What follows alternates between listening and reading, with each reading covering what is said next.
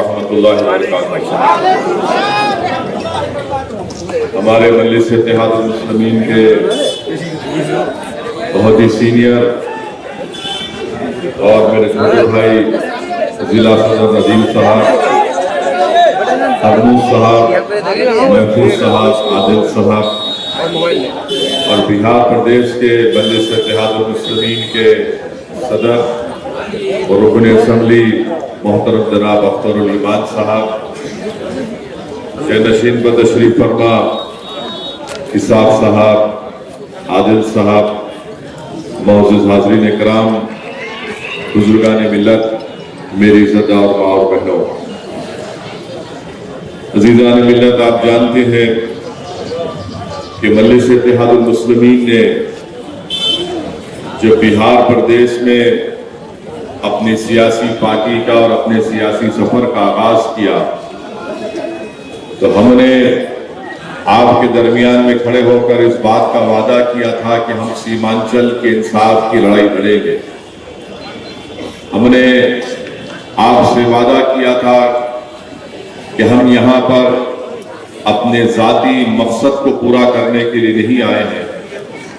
हमने ये कहा था कि सीमांचल की जनता को इंसाफ मिलना चाहिए और भारत का अगर सबसे पसमानदा कोई इलाका है तो वो सीमांचल की सरजमीन है।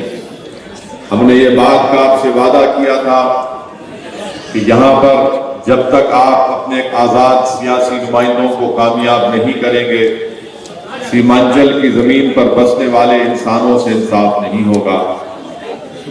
आपने हमको बताया था आपकी तकलीफ को कि कैसे आज भी जब बारिश का मौसम शुरू होता है तो साल में 4 से 5 महीने आप लोग अपने घर से बेघर हो जाते हैं।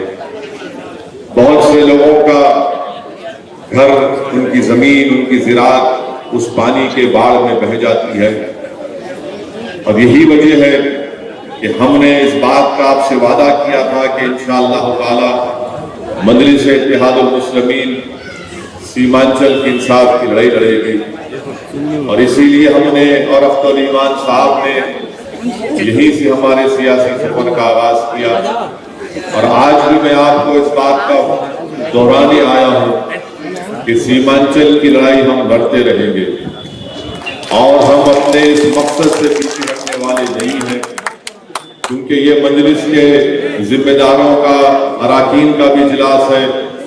मैं उनसे भी ये बात कहने आया हूं कि अपने हौसलों को बुलंद रखिए। हम अपने सियासी सफर को, अपनी मंजिल को हासिल करके रहेंगे। लोग आएंगे, लोग छोड़ते चले जाएंगे, मगर मजलिस का सफर जारी और सारी रहेगा।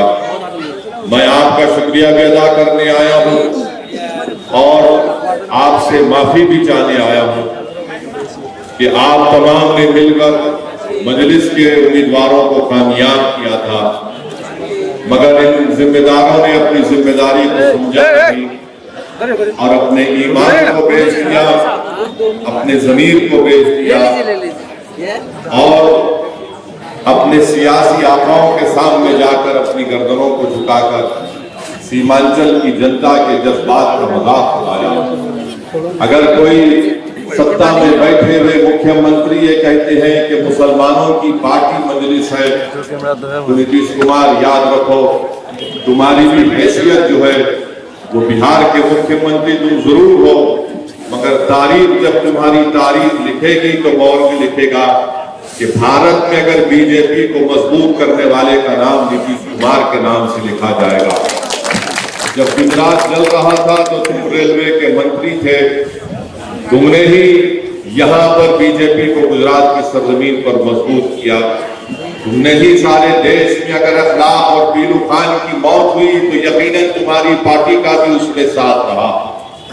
अगर नीतीश कुमार ये समझते हैं कि मजलिस मुसलमानों की पार्टी है, नीतीश कुमार कभी अपने गिरेबान में झांक कर भी आप देख लो कि आप कुर्मी और कुशवाहा से आगे नहीं बढ़ सकते। आपने मुख्यमंत्री तो आप बन गए, मगर आपने हमेशा धोखा दिया। आज मजलिस के अराकीन जिसको आपने कामयाब किया था, इन लोगों को राजद ने और नीतीश कुमार ने दौलत के बलबूते के ऊपर इनका ईमान खरीद लिया। और अगर कोई ये समझ रहा है कि असदुद्दीन ओवैसी को उन्होंने धोखा दिया है, याद रखो, मुझे कोई धोखा दे या दे भी सकता है, मगर तुमने सीमांचल की जनता को बहुत बड़ा धोखा दिया। तुमने बैसी की आवाम को बहुत बड़ा धोखा दिया, जिन्होंने तुम पर भरोसा किया था कि तुम विधानसभा में जाकर यहाँ पर इस विधानसभा के गरीबों की आवाज को उठाओगे, तुम सीमांचल की लड़ाई लड़ोगे।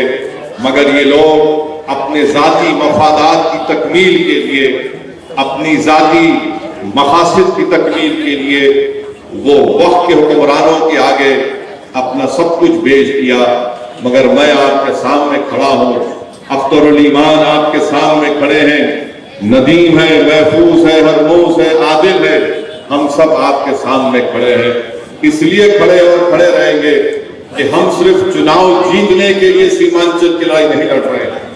हमारे मकसद यह है कि सीमांचल से इंसाफ हो। आप देख लीजिए कि इस विधानसभा में एक डिग्री कॉलेज खोला गया, उस डिग्री कॉलेज को नाम के लिए खोल दिया गया, कोई दूसरा हाल वहां पर नहीं है। यहाँ पर एक प्राइमरी हेल्थ केयर सेंटर बनाया गया, वहां पर डॉक्टर नजर नहीं आते। तो ये तमाम लड़ाई लड़ना है हमको और आपको। जो लोग छोड़कर जा चुके हैं, इंशाअल्लाह ताला उनको बैसी की जनता उनको हमेशा के लिए उनका साथ छोड़ने वाली है। जिन्होंने गैरों के दामन को थामा है, तुमने अपनों को धोखा दिया है और अपनों के दर से तुमको धुतकार दिया जाएगा। तुमको मुबारक हो गैरों की चौखट, तुमको मुबारक हो सत्ता की वो इज्जत जो चंद दिन की इज्जत होगी, बेइज्जती इंशाअल्लाह ताला तुम्हारा मुकद्दर बनेगा। जिन्होंने गरीबों में से धोखा दिया है, तारीख गवाह है, इंसानियत की तारीख गवाह है, जिस किसी ने गरीबों के पीठ पे खंजर भोंका, जिसने नौजवानों के ख्वाबों को चुकनाचूर किया और अपने घर को चमकाया, तारीख गवाह है कि वक्तिया तौर पर उनका चिराग जलता है, वक्तिया तौर पर उनका चिराग जलता है। और ये नादान ये समझ रहे हैं कि चिराग की रोशनी बड़ी दायम रहेगी, आबाद रहेंगे। नहीं, तुम्हारा चिराग ऐसा गुल होगा कि सदियों तक जब सीमांचल का नाम लिखा जाएगा तो कहेंगे कि 4 गद्दार थे जिन्होंने हमारे वोट को लेकर हमारे जज्बात का खिलवाड़ किया। मगर हम आपकी लड़ाई लड़ते आए हैं और लड़ते रहेंगे। भारत की पार्लियामेंट में हमने खड़े होकर इस बात का मुतालबा किया कि सेंट्रल गवर्नमेंट में दिल्ली में जो ओबीसी कमीशन है उसमें सुरजापुरी लोगों को ओबीसी की सेंट्रल लिस्ट में उनका नाम शामिल होना चाहिए। इंशाअल्लाह ताला हम वो काम कराएंगे, लड़ेंगे। आपकी आवाज बने हैं, आपसे वादा किए हैं। हमने ये भी मुतालबा किया कि यहाँ पर जो पिछले 14 साल से जलालगढ़ से किशनगंज की जो रेलवे की लाइन का काम तकमील नहीं हुआ, उसको मुकम्मल होना चाहिए। पूर्णिया एयरपोर्ट के सिलसिले में मैंने एक नहीं कई मर्तबा पार्लियामेंट में इस बात को उठाया है। इंशाअल्लाह ताला हमारी कोशिश यही होगी कि पूर्णिया एयरपोर्ट खुले और वहां पर यहाँ की आवाम को फायदा हो। हमारी कोशिश ये होगी कि पटना हाई कोर्ट की एक बेंच सीमांचल में खोली जाए, क्योंकि लोग 300, 350, 400 किलोमीटर का सफर करके नहीं जा सकते। ये लड़ाई मजलिस की है। ब्रिज बनाना यहाँ की हमारी कोशिश होगी कि अभी अख्तर भाई ने तफसील से आपके सामने कहा कि कैसे ब्रिज टूट जाते हैं और कभी नहीं बनते। आपने ये भी सुना कि कैसे यहाँ पर तकालीफ का सामना करना पड़ता है। बहरहाल इंशाअल्लाह ताला हमारी लड़ाई जारी और सारी रहेगी, क्योंकि हमको उन लोगों के साथ की जरूरत नहीं है जो अपने जाती मफाद के लिए मजलिस में आते हैं। हमारे साथ अल्लाह है, हमारे साथ नबी करीम सल्लल्लाहु अलैहि वसल्लम का सत्ता है और इंशाअल्लाह ताला हम मजलूमों की आवाज और जालिम के खिलाफ पंजा आजमाई करते आए हैं। हम वक्त के यजीदों और नमरूदों से मुकाबला करते आए हैं। हमारा ईमान इस बात को गवारा नहीं करता कि हम वक्त के फिरौन के सामने या वक्त के यजीद के सामने अपने सर को झुका दें। भारत का संविधान दलित, मुसलमान, कमजोरों के लिए, सबके लिए बराबर है। और उसी भारत के संविधान के तहत हमने इस बात का मुतालबा किया था कि सीमांचल डेवलपमेंट काउंसिल बनाना चाहिए। सीमांचल डेवलपमेंट काउंसिल का वादा आरजेडी के बड़े बड़े नेताओं ने किया था। अब चुनाव हो गए तो उनको सीमांचल की याद नहीं आती। अरे जनसभा तो कर लेते हैं मगर जबान से सीमांचल के इंसाफ की बात नहीं होती, सीमांचल डेवलपमेंट काउंसिल की बात नहीं होती, सीमांचल की सरजमीन पर पढ़ने वाले बच्चों के डिग्री कॉलेज की बात नहीं होती, उर्दू के टीचर्स की बात नहीं होती, पुलों की बात नहीं होती। अरे जब यहाँ पर बारिश से सारे लोग अपने घर बाहर से बेघर हो जाती है तो कश्तियों को लाकर रखने की बात नहीं होती। आज आप देख रहे हैं कि आलू की खेती हो रही है, 3 रुपए 4 रुपए की उनकी कीमत न राजद दे सकती है और ना जेडीयू के मुख्यमंत्री दे सकते हैं, मगर जरूर ये कहेंगे ये मुसलमान की पार्टी। चलो तुमको हमारी वजह से मुसलमान तो याद आ गया। इंशाअल्लाह ताला हम लड़ते रहेंगे और हम आपसे वादा कर रहे हैं कि सीमांचल की लड़ाई में आपका हमारा साथ आए, आप हमारा साथ दीजिए। दिल्ली की सरकार को भी हम बताना चाह रहे हैं कि अभी अख्तर भाई ने कहा कि दिल्ली के होम मिनिस्टर अमित शाह सीमांचल को आए, उनकी जबान से भी सीमांचल नहीं निकला, ना उनकी जबान से ये पूर्णिया एयरपोर्ट का जिक्र हुआ, ना उनकी जबान से जलालगढ़ से किशनगंज की रेलवे लाइन का जिक्र हुआ। मजलिस लड़ेगी और अगर आपका साथ रहेगा तो इंशाअल्लाह ताला ये नाइंसाफियों का खात्मा होगा।